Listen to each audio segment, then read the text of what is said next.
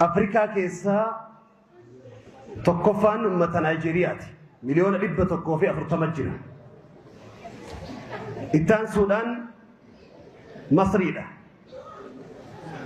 Musliimoota baay'inaan qabaachuun akka Afrikaatti. Sadaffara tan jirtu Itoophiyaadha.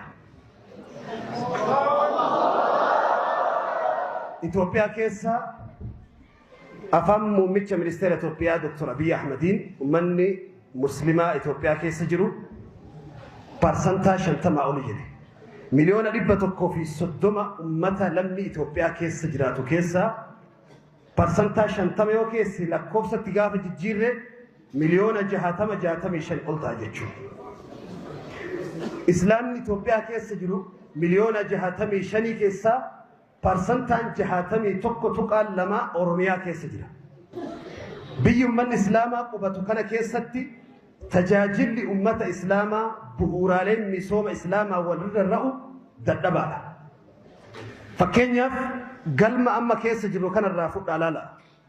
Parsantaan ol aanaan baay'inaan magaalaa Dodolaa jiraatu muslima moo amantaa biraati? Garuu galma tokko hin qabdan.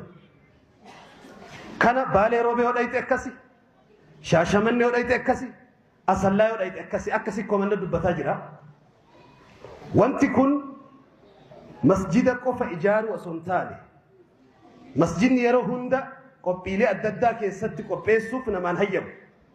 Qophiilee keessatti wal agarru iddoo akkanaa kana majlisaa fi bulchiinsi magaalaa wal ta'ee dhiibbaa uummata Islaamaatiin lafti tokko lafti bareedaan giddugala biyyattiitti galma guddaa kan hammatuu danda'u tekinooloojii guutuu of keessaa qabu galma kaameraa qabu kan meentarboo ispiikara gurguddaa sagalee aanan fakkaatu baasuu danda'u baasu madirak marii fi waan silaa tekinooloojii asirratti rarra'u hunda of keessaa qabu akka Dodolaatitti yoo rabbiin keenya fedhe waggaa har'a argatuu qabna.